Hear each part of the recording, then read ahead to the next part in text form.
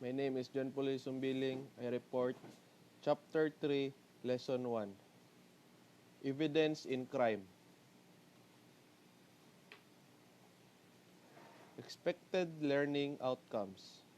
At the end of this chapter, students are expected to have recognized and understood the legal kinds of evidence that could guide police officers in their conduct of criminal investigation. Identified the individual's rules and value of presented evidence in crime. Acquired theoretical and practical skills in collecting, marking, tagging, and preserving evidence, and applied the proper PNP procedures on processing pieces of evidence at the crime scene.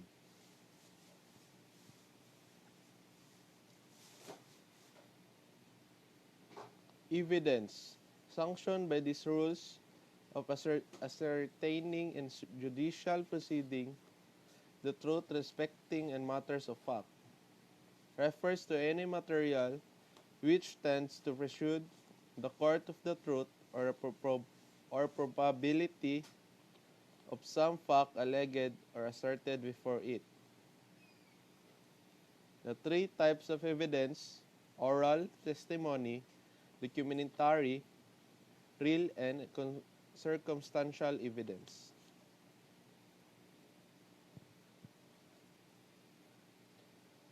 Evidence must be recognized, collected, documented, protected, validated, analyzed, disclosed, and presented in a manner which is acceptable to the court. Ang building blocks ay parang evidence dahil ang ebidensya ang nag-uugnay sa mga bagay para makuha ang concrete information.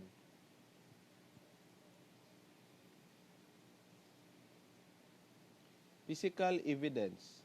It refers to physical object used as evidence which is obtained to researches as the scene of the crime. Hindi lang limited through sense of vision but also sa sense of hearing, taste, smell, and touch.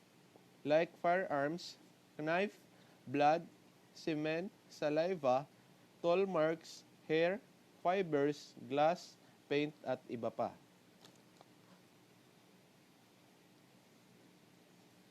Category of physical evidence. Associative evidence are pieces of evidence which links a person to crime. Tracing evidence that may assist the investigator in locating the suspecting.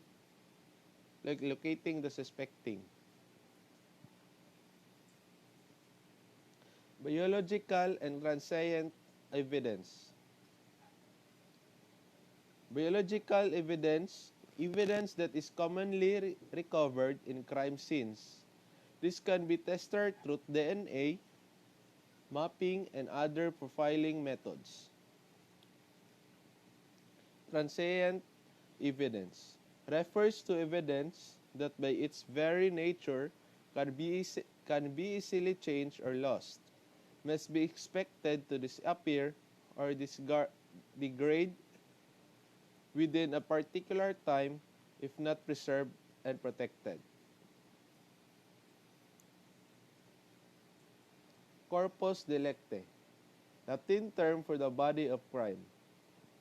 Describe the physical or material evidence. It is used to refer to the underlying principle that without evidence of a crime having been committed, it will be unjust to convict someone.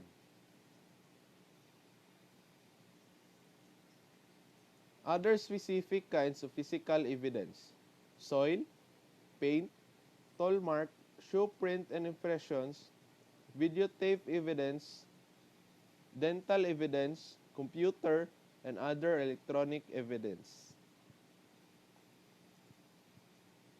Testimonial evidence.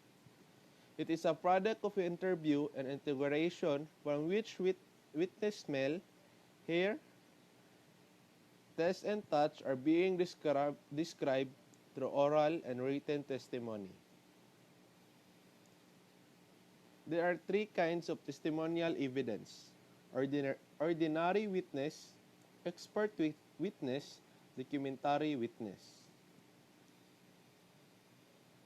Ordinary witness: person who perceived the commission of crime and testified before the court is just considered as an ordinary witness.